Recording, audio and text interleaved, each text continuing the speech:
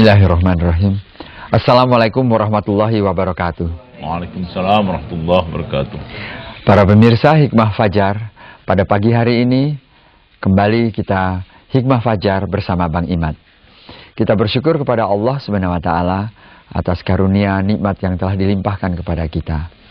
Dan kita mendengar dari Bang Imad pada episode yang lampau bahwa nikmat paling tidak bisa diklasifikasikan menjadi 3. Yang pertama adalah hidup kita ini, dan yang kedua tercantum kemerdekaan, dan yang terakhir atau yang ketiga adalah hidayah. Salawat dan salam kita sampaikan kepada junjungan kita Nabi besar Muhammad Sallallahu Alaihi Wasallam. Kita mulai saja Bang Imad ya. Ya. Bagaimana kalau mungkin adik-adik ada yang mau bertanya? Siapa yang mau bertanya? Ayo silakan Dek Wiwi. Ini Bang Imad, kalau hidayah ini kan berarti punya ilmu sama iman. Nah, seorang yang berilmu tinggi tapi dia tidak beriman, gimana itu orangnya? Ya, itu orang yang tidak seimbang. Mendapat hidayah tidak dapat. Ya, hidayah dalam bentuk ilmu saja. Oleh karena itu yang dipujikan Tuhan itu ialah orang yang berilmu dan beriman. Yang dalam episode yang lalu Tuhan memberikan nama yang khusus untuk mereka, itu ulul albab. Ulul albab itu berasal albab itu adalah jamak atau plural daripada lub.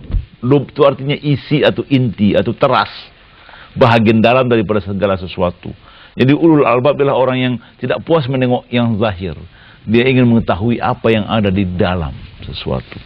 Jadi orang yang berfikir mendalam artinya ulul albab. Dan Tuhan memberikan description apa yang dikatakan ulul albab itu. Episode yang lalu saya sudah kupas.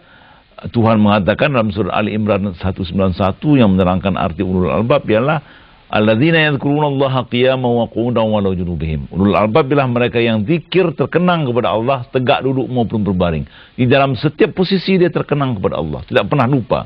Dan bukan itu saja. Wa yatafakkaruna fi khalqis samawati wal ard, dan dia memikirkan kejadian langit dan bumi. Nah, jadi dia mensyukuri 2 fakultas yang ada pada dirinya, itu fakultas rasa untuk berzikir mengenang Allah, fakultas akal untuk berfikir memikirkan ciptaan-ciptaan Allah. Interaksi antara kedua aktivitas ini di dalam diri seseorang menyebabkan seseorang itu dinamakan ulul albab, yang sangat dipujikan Tuhan. Dalam ayat lain ya, Tuhan berbicara tentang nikmat Tuhan yang paling mahal, tidak diberikan kepada sembarang orang, tapi hanya orang yang terpilih. Juga ulul albab. Apa itu? Coba lihat. Al-Baqarah 269. Al-Baqarah 269. Ya, ini kata-kata ini penting sekali. Sampai masuk dalam Undang-Undang Dasar Pancasila kita. Apa itu? Hikmah. Hikmah ya. Yu'til hikmata man yasha'. Wa man yu'tal hikmata faqad utiya khairan katsira wa ma yadhakkaru illa ulul albab. Allah memberikan hikmah kepada orang yang dipilihnya. Artinya tidak sembarang orang mendapat hikmah. Apa itu hikmah itu? Nanti akan kupas. Tapi barang siapa yang telah mendapat hikmah, berarti dia telah mendapat anugerah yang paling tinggi. Wa ma yadhakkaru illa ulul albab. None can appreciate this but ulul albab. Tidak ada yang bisa memahami masalah ini kecuali ulul albab. Jadi hikmah ialah interaksi yang seimbang antara ilmu dengan iman. Kalau seseorang itu ilmunya tinggi, imannya kental, itulah yang mendapat al-hikmah.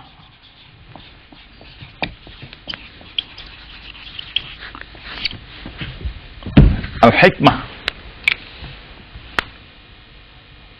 Dalam ayat lain, coba lihat surat Luqman ayat 12, surat 31 ayat 12. Luqman, walaupun ada sebahagian ulama mengatakan dia nabi, tapi mayoritas ulama-ulama besar mengatakan beliau itu bukan seorang nabi. Tapi namanya diabadikan Tuhan sebagai nama salah satu surat dari Al-Quran. Surat Al-Luqman. Ayat yang paling penting di situ yang dalam konteks yang kita bicarakan itulah walaqad ataina Luqmanal hikmah anishkur lillah. Sesungguhnya lah kami telah anugerahi Luqman itu dengan al-hikmah. Mengapa? Karena dia pandai bersyukur kepada Allah. Syukur lagi yang kita bicarakan dalam episode yang lalu. Karena sesungguhnya barang siapa yang bersyukur adalah orang yang bersyukur untuk dirinya sendiri. Barang siapa yang kufur, ya, sesungguhnya Allah Maha Kaya dan Maha Terpuji. Jadi saudara lihat ada hubungan yang konsisten di sini, ya. Orang ulul albab adalah orang yang mensyukuri akal dan mensyukuri rasanya. Artinya memfungsikan akalnya untuk berpikir sehingga akalnya itu berubah menjadi lahan yang subur untuk tumbuhnya ilmu. Dia mempergunakan rasanya untuk berzikir karena fungsi dari rasa itu zikir kepada Allah, zikrullah. Dalam setiap kesempatan tegak duduk berbaring sehingga rasanya itu berubah menjadi lahan untuk tumbuhnya iman. Kalau ini dilaksanakannya seimbang, fikir dan zikir, maka dia akan melahirkan ilmu dan iman yang seimbang. Interaksi antara ilmu dan iman yang seimbang, itulah al-hikmah. Yang sangat dipujikan Tuhan. Satu orang yang sederhana, petani biasa. Tetapi karena dia pandai bersyukur, Luqmanul Hakim, kita beri nama Luqmanul Hakim, Luqman yang mendapat hikmah. Hikmah, ya. Jangan lupa ya, kita merayakan hari tahun keemas kita kemerdekaan. Di dalam sila keempat Undang-Undang Dasar Pancasila kita, kerakyatan yang dipimpin oleh hikmah, kebijaksanaan dalam permusyawaratan perwakilan. Saya minta perhatian adik-adik nih. Ini sila keempat ini mengandung 4 istilah yang datang dari Al-Quran. Saya yakin orang yang tidak percaya atau tidak pernah baca Al-Quran tidak mengerti ini. Sehingga ada yang menerjemahkannya sama dengan demokrasi segala macam. Bukan. Demokrasi itu demos kratos. Kerajaan, ya. Terjemahan bahasa Indonesia apa?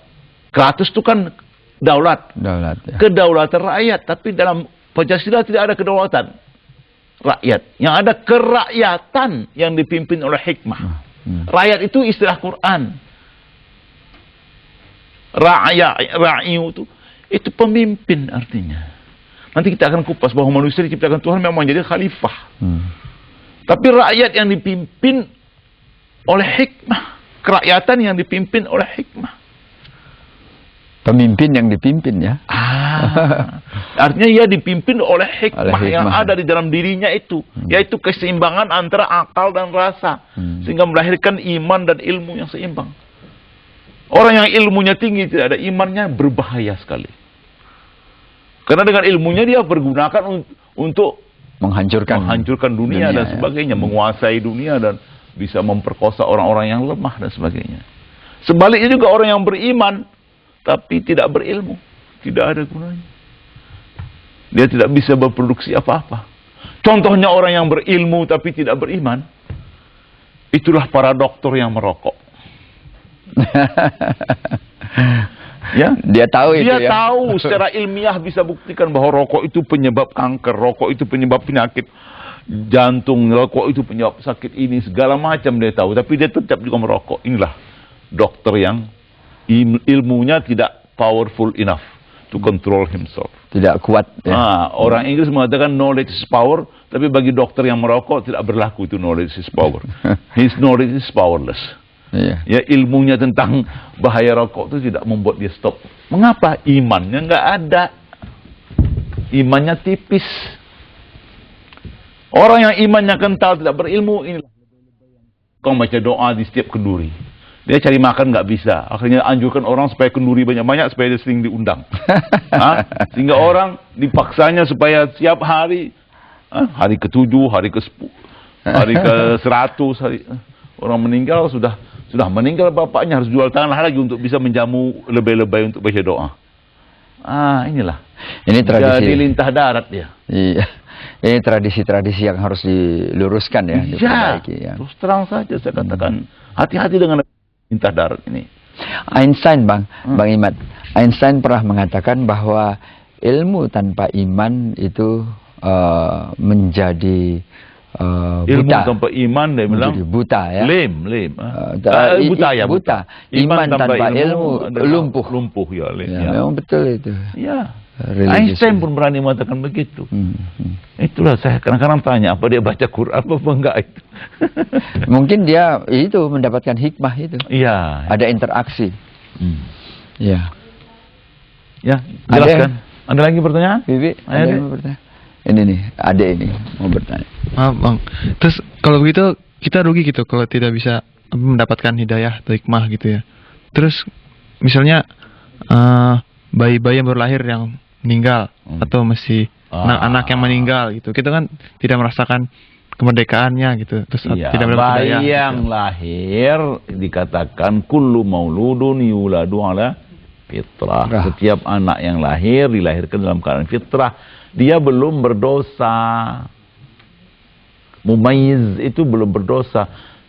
Orang anak yang baru lahir sampai dia akil baligh itu tidak dihitung Tuhan atau belum dihitung Tuhan.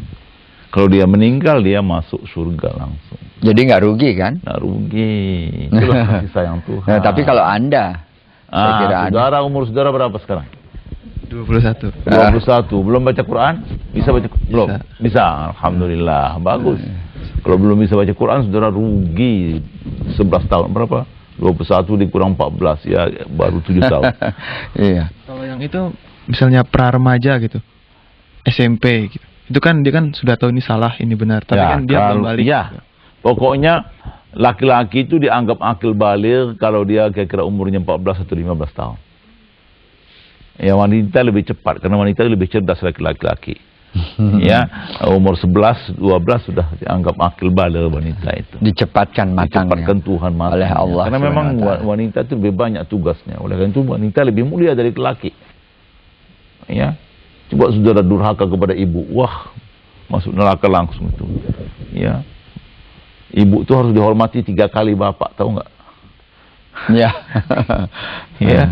Ya. Sesudah ibumu, sesudah kepada Allah ya Rasulullah, kepada siapa aku pantasnya berbakti?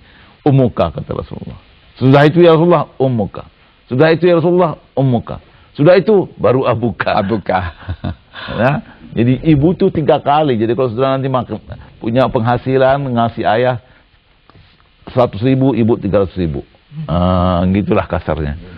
Jadi ibu itu lebih penting. ya. Ya, silakan. Saya tertarik pada ini yang kedua ya Bang Imat ya, yaitu kemerdekaan. Saya berpikir kemerdekaan itu kan bukan mutlak hanya bangsa aja ya. Maksudnya bisa dimulai dari dalam diri kita sendiri. Betul sekali. Dari awal. Nah, yang saya ingin tanyakan, kemerdekaan seorang anak gitu kan, tetapi bisa dalam suatu keluarga, lingkungan yang paling kecil di mana kita dibesarkan. Misalnya ada orang tua yang memaksakan kehendak kepada anak. Nah, itu kan anak dihadapkan kepada posisi yang sulit gitu. Di lain pihak tidak mau mendurhakakan orang tua, tapi di lain pihak juga pengen punya kebebasan atau kemerdekaan itu sendiri kan untuk menentukan sikap. Nah, itu bagaimana? Itu biasanya pergunakan Pak D. Maksudnya? Pergunakan orang yang lebih tua dari ibu saudara atau bapak saudara. Dicarikan yang lebih tua dari orang tua Anda. Mengadulah kepada Pak D. Tahu Pak D? Wak. Ya, kakak atau abang daripada atau kakek. Tapi itu sikapnya ini agar juga tidak menyinggung perasaan orang tua. Betul. Gitu ya. Saya banyak mengalami pengalaman seperti itu, ya. Dalam keluarga, dalam famili, anak-anak kemanakan dan sebagainya yang mempunyai kesulitan dengan bapaknya atau ibunya, dia jatuh hati sama seorang, ibunya nggak setuju dan sebagainya, ngadunya sama saya. Sudah, kamu janji tidak melawan kepada ibumu dan kepada bapakmu, dimarah bagaimanapun kamu diam. Saya yang marah sama bapakmu dan ibumu karena dia adik saya. Nanti saya ngomong sama ibu dan bapaknya. Berhasil, begitu caranya. Teknik saja itu. Tadi adik mau bilang apa? Bagaimana kalau nggak ada? Misalnya bapaknya atau ibunya tuh paling tua gitu, terus kakeknya udah meninggal. Ya kan, kakeknya udah meninggal. Bahaya itu, susah itu. Cari ustad. Kalau dia juga ustad gimana? Kalau dia ustad, biar dia berdebat. Ya. Ya. Saudara mengalami kesukaran seperti itu, nanti saya menghadapi orang tua saudara. Tidak ada apa artinya buntu di dalam ikhtiar kan? Tidak. Jadi selalu harus dicari. Itu saudara tidak boleh mengatakan saja kepada ibu, itu sudah durhaka. Jelas di Quran itu. Wala taqul lahuma uff wala tanharhuma wa qul lahuma qawlan karima. Jangan kamu mengatakan uff. Bahasa Arab, bahasa Indonesia mengkali kepada ibu dan bapak itu. Berbicara dengan bahasa yang mulia. Dan tidak boleh menghardik. Mengangkat suara sudah berdosa. Apalagi mengeluarkan mata. Membeliak sama ibu itu nggak boleh. Ya, hati-hati. Ibu second only after God. Ibu itu kedudukannya kedua sesudah Allah Subhanahu wa taala. Jadi hati-hati, ibu tuh, terutama ibu yang paling sensitif itu kan. Kalau bapak masih boleh sikit-sikit.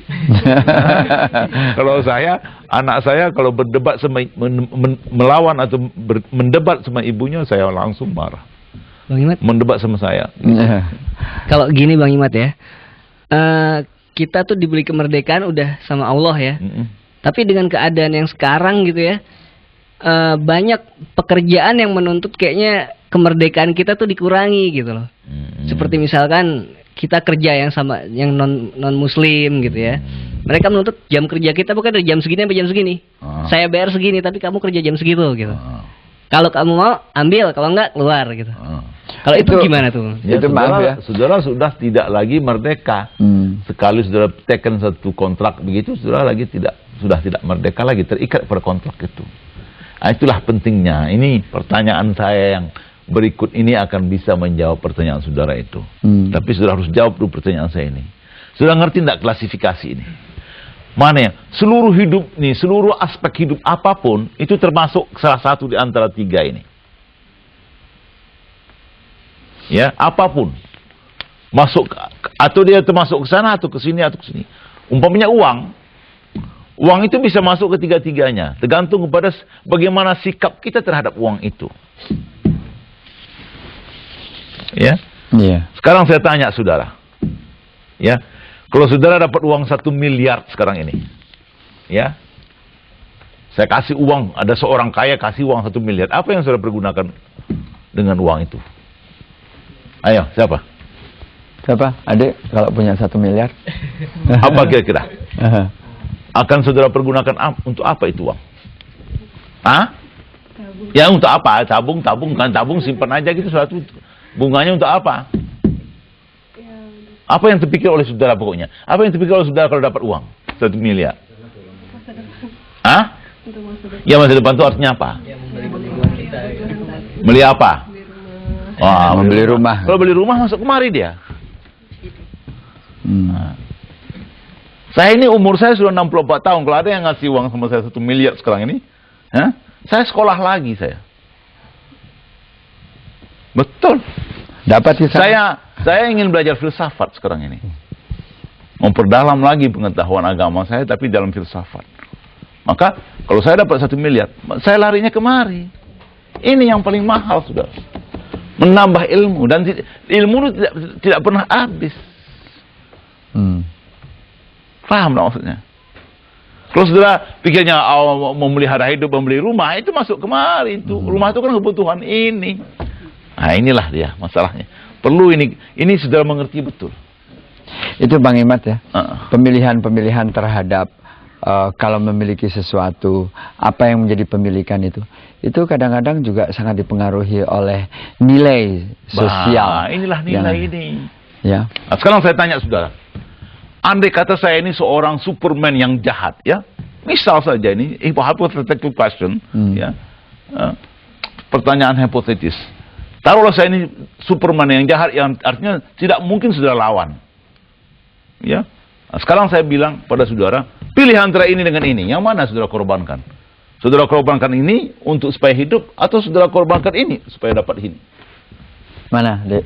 Yang mana? Yang mana yang saudara korbankan? Kemerdekaan supaya bisa hidup. Kemerdekaan yang sudah korbankan. Saya enggak. Saudara? Sama. Maksudnya Sama. Kemerdekaan kan bisa diperjuangkan nanti. Iya, nggak ngerti dia arti Superman kalau gitu. Saudara kalau korbankan ini berarti saudara saya perbudak. Saudara tidak bisa melawan saya Superman yang tidak bisa. Kita kan bisa cari teman banyak gitu. Tadi kan bilang Oke. Oke. Nggak ngerti dia pertanyaan itu. Pertanyaan itu hanya pilih satu di antara dua. Oke, saudara pilih korbankan kemerdekaan daripada hidup. Saudara pilih hidup sebagai orang yang tidak merdeka artinya. Saudara? Mungkin saya milih merdeka. Jadi korbankan hidup. Korbankan. Iya, kalau sudah pilih ini, saya akan bunuh saudara. Tidak apa-apa. Ya, itu jawaban yang beriman. Itu jawaban Quran itu. Kalau tadi menjawab begitu bukan berarti tidak beriman, mereka mungkin belum mengerti. Belum mengerti dia ini. Ya, maksud saya gini Pak. Misalnya, betapa gitu kita sekarang mati, terus nanti yang lain ikut-ikutan. Ini kan sekarang kan kita, nggak apa-apa kita diperbudak, tapi kan pokoknya kita, salah satu ini tidak bisa dianu. Itu saya katakan Superman yang jahat. tapi kan pasti kan nanti kan misalnya kita Ya, kalau beriman sudah kan, hidup tahun 45, kita ini belum merdeka. Zaman dulu tahun 45, waktu saya masih seumur saudara, kami memilih merdeka atau mati. Itu maka kita sekarang 50 tahun merdeka. Karena kita dulu bersemboyan merdeka atau mati. Dan pilihan itu adalah sangat Islami. Sangat Islami. Saudara mengatakan kalau sudah mati merdeka apa lagi? Ya, betul. Dia sudah mati, tapi tubuhnya yang mati. Di sisi Tuhan dia tidak mati. Coba lihat tuh. Al-Baqarah 155. Betul itu, ya. Wala taqulu liman yuqtalu fi sabilillahi amwatun bal ahya'un walakin la tash'urun. Jangan kamu katakan mati orang yang terbunuh di jalan Allah, karena sesungguhnya dia hidup tapi kamu tidak mengerti. Nah, ini sudah harus mengerti ini pembagian ini yang tegas. Ada yang lebih keras lagi ayatnya. Coba lihat Ali Imran 169. Wala tahsabanna alladzina qutilu fi sabilillahi amwat bal ahya'un 'inda rabbihim yurzaqun. Kalau tadi jangan kamu mengatakan, di sini jangan kamu menyangka pun tak boleh. Iya. Jangan kamu menyangka orang yang terbunuh di jalan Allah itu mati. Karena sesungguhnya dia hidup di sisi Tuhannya dan tetap mendapat curahan rezeki. Ya, itu saya setiap kali baca ayat itu berdiri bulu rumah saya. Nah, ini yang dimaksudkan oleh Rasulullah sesudah menanamkan jenazah para syuhada. Sesudah perang Uhud ada 70 orang ditanamkan dalam satu kubur tanpa dimandikan, tanpa dengan darah-darah dan pakaiannya yang robek dan senjatanya ditanamkan begitu saja. Sesudah ditanamkan seluruhnya, Rasulullah berpidato mengatakan, jangan kalian katakan orang ini mati.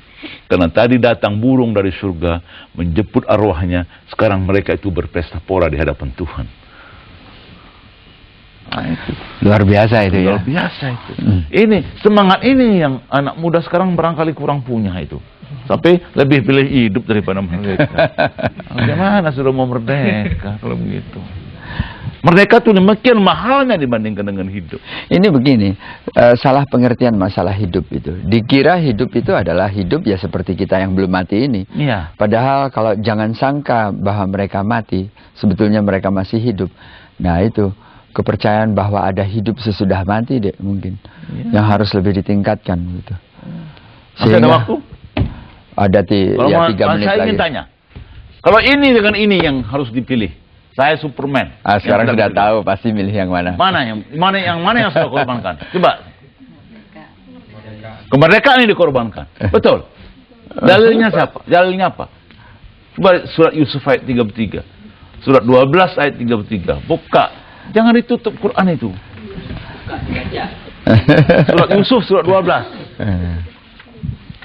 Surat 12 ayat 33. Itu yang dialami oleh Yusuf. Ketika dia dipaksa oleh istri majikannya supaya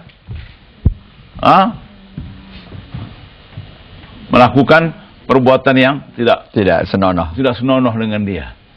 Kalau tidak akan dimasukkan ke penjara. Maka Nabi Yusuf mengatakan, Rabbi sijni ahabbu ilayya mimma amartani. Ya Tuhanku, penjara itu lebih kusukai daripada mengikutkan keinginan hawa nafsu mereka. Karena masuk penjara artinya kemerdekaannya diambil, tapi dia mempertahankan imannya yang mengatakan berzina itu berdosa. Nah ini Yusuf. Dalam sejarah kita mengetahui juga Imam Hanafi.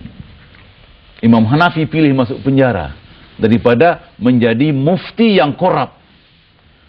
Dia mau diangkat oleh raja menjadi mufti. Mufti itu kalau sekarang ini ketua Mahkamah Agung. Tapi raja hanya ingin mempergunakan pengaruhnya untuk mempengaruhi rakyat. Karena mufti itu bisa mengatakan halal atau haram perbuatan raja. Dia ingin supaya bisa itu. Kalau tidak mau, masuk penjara. Imam Hanafi pilih masuk penjara. 9 tahun di penjara dan saban hari dicambuk 10 kali. Coba 9 kali 360 kali 10 cambuk. Itu demi mempertahankan mahalnya ini iman dan ilmu. Ya, jangan seperti sekarang dikasih dia orang mau menjual imannya. Ya? Antara pilih mau benar atau selamat, banyak yang selamat ya. Baiklah Bang Imad. Adik-adik, gimana? Asik bukan? Para pemirsa Hikmah Fajar, hamba Allah yang terhormat. Ternyata klasifikasi daripada nikmat yang diberikan oleh Allah, yaitu hidup, kemudian juga kemerdekaan dan hidayah, membawa kita untuk mampu memilih di dalam kehidupan ini. Kalau disuruh memilih antara merdeka dan hidup, tentu kita memilih merdeka. Tidak memilih untuk hidup saja. Karena itu proklamasi kita gelegar, takbir dengan mengatakan merdeka atau mati. Tetapi di lain pihak, antara merdeka dan hidayah, tentu kita sekarang sudah lebih mengerti. Paling penting, banyak orang tidak mendapatkan kemerdekaan di penjara, tetapi mempertahankan hidayah yang diberikan oleh Allah Subhanahu wa taala. Mudah-mudahan generasi mendatang, keturunan kita di belakang kita menjadi keturunan yang kuat. Dengan pengetahuan-pengetahuan ini tinggal terpulang bagaimana caranya mendidik bangsa dan mendidik keluarga serta diri kita sendiri. Terima kasih. Demikianlah Hikmah Fajar bersama Bang Imad. Wabillahi taufiq wal hidayah. Wassalamualaikum warahmatullahi wabarakatuh. Waalaikumsalam warahmatullahi wabarakatuh.